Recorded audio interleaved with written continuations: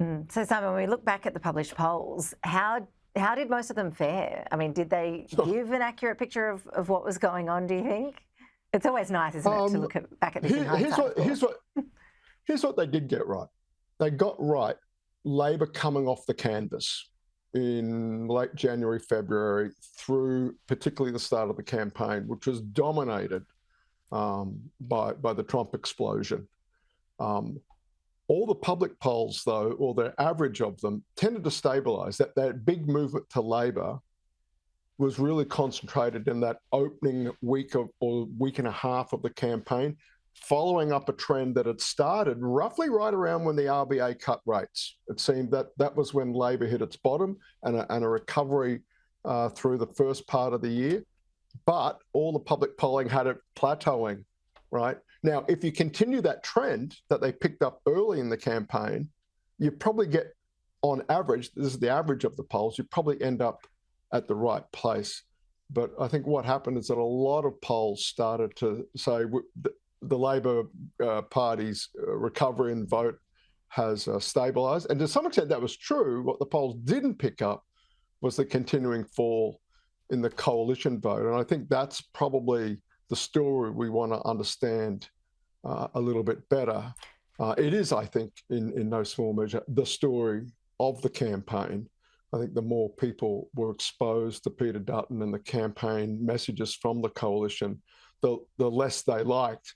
And I think then the question is, why couldn't the public polling at least pick that up, other than the 2-point bump we all picked up, all the public polls picked up, say, January through to the start of the campaign.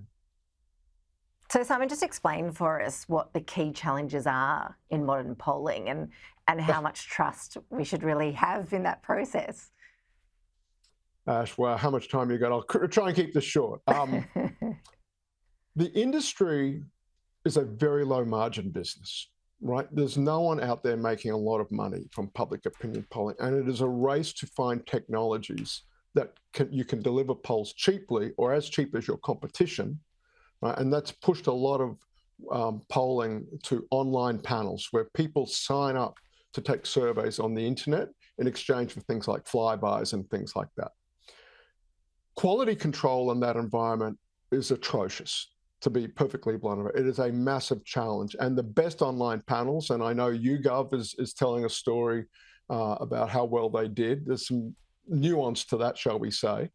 But maintaining high quality web panel polling starts to erode your cost advantage, number one. And a lot of pollsters are driven to quite low cost web polling, where for all we know, they are backpackers sitting in a youth hostel somewhere, punching those surveys, and multiple households, multiple respondents from the same household, people speeding through the survey so they can take another one and earn yet more flybys or whatever it might be. The internal polling done by the parties uses live phone interviewers, and that is extraordinarily expensive, but that is what high quality polling looks like. And media organizations in particular that are commissioning the public polls in the main just aren't willing to pay the budgets that are required to do. If I wanted to do 1,500 national by phone, you're talking 45, 50,000, actually might even be closer to $100,000. The media organizations are not going to spend that kind of money every fortnight on a poll. So a lot of the public polling is this much cheaper, much faster, and I'm afraid much lower quality polling that has all sorts of biases.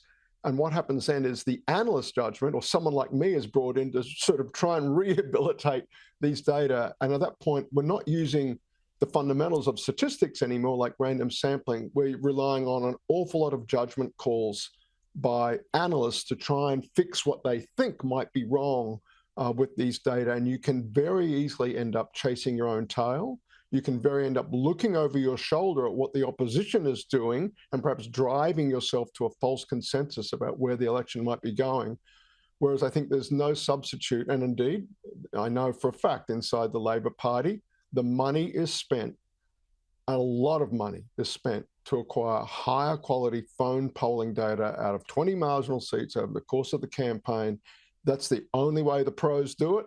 It's just something that media organizations are willing to pay for.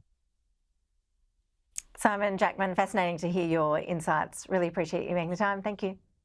Thank you.